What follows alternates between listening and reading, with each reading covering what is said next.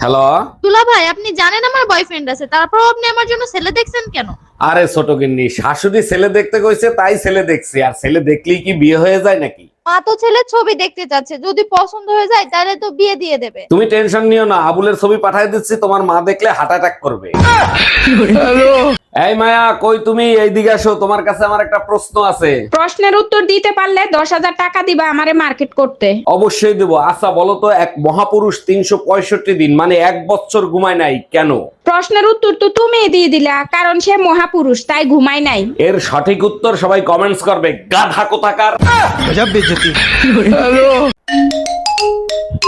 Hello. এই শয়তান জামাই, শীত শুরু হয়ে গেছে, তুই দেশে আসবি কিনা বল। বউ, আমারও তো ইচ্ছা করে শীতে তোমার সাথে কম্বল গরম করতে, কিন্তু কি করব বলো, ছুটি দিচ্ছে না তো। তাইলে এক কাজ করো, ভিডিও কল দাও, দুধের সাথে গুলে মিটাই। ভিডিও কল দিয়ে লাভ নাই শোনাই, এমন গোড়া করে মনে হয় মোবাইল প্রেগনেন্ট হয়ে গেছে। অরুণ ভাই, শীতের ভিতরে যারা গোসল করে না তাদেরকে আপনি কি বলবেন? দেখেন, গোসল করাটা হলো চরিত্রের উপর নির্ভর করে, যার চরিত্র যত খারাপ সে তত বেশি গোসল করে। এইটা কিরকম কথা বললেন? গোসলের সাথে চরিত্রের সম্পর্ক কি? গোসল করার সময় আপনি নিজেকে নিজে উলঙ্গ করে দেখেন, তাইলে এটা চরিত্র খারাপ হইলো না?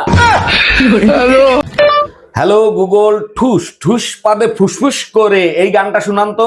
গান তো আমি শুনিয়ে দিব, কিন্তু গানের মানে তুই বুঝতে পারবি না। আগেরকার মানুষ না বুঝে 10টা-15টা বাচ্চা পয়দা দিচ্ছে, তাতে কোনো সমস্যা হয় নাই। আমি গান না বুঝলে সমস্যা কি? আপনি গান শুনান।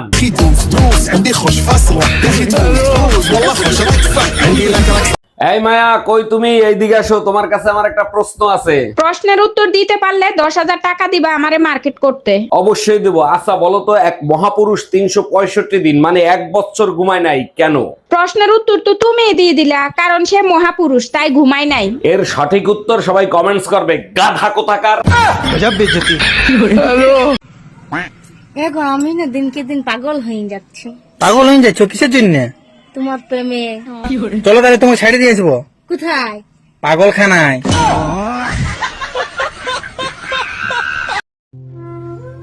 কি হলো, তুমি তখন এলো বসে আছো, মুখটা গোসা করেছে? তখন যদি বাবার কথা শুনতে না তো অনেক ভালো হইতো। কি বলেছে তোমার বাবা?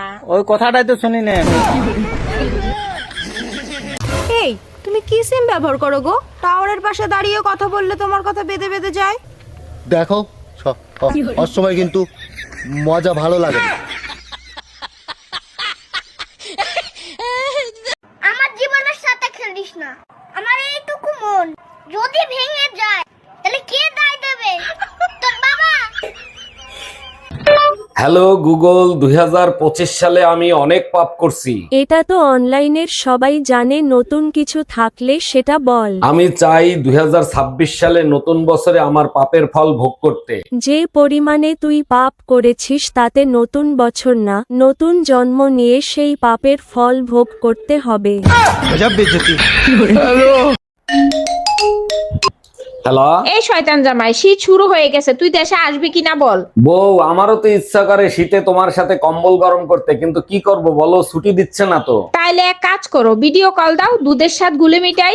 ভিডিও কল দিয়ে লাভ নাই শোনাই, এমন গোড়া করে মনে হয় মোবাইল প্রেগনেন্ট হয়ে গেছে। জানেন অরুণ ভাই, ছেলেদের একটা বাজে স্বভাব আছে, ছেলেরা নিজেকে সবসময় রাজা বাদশার মতো মনে করে। রাজা বাদশাহ ভাবার কারণ আছে, আগেরকার মুরব্বীরা বলতো না, সোনার আংটি বাঁকাও ভালো। সেটা ঠিক আছে, কিন্তু যার কিছু নাই সেও নিজেকে কোটিপতি মনে করে কেন? দেখেন ভাবি, যার কিছু নাই সেও পকেটে হাত দিয়ে 6 কোটি টাকার সম্পদ অনুভব করে। साल तो हर साल बदलता है, अगर दम है तो कोई बीबी को बदल कर दिखाए। ভাবছি 2026 সালে আরেকটা বিয়ে করব। 90 মডেলের গাড়ি আর চালাইতে ভাল লাগে না।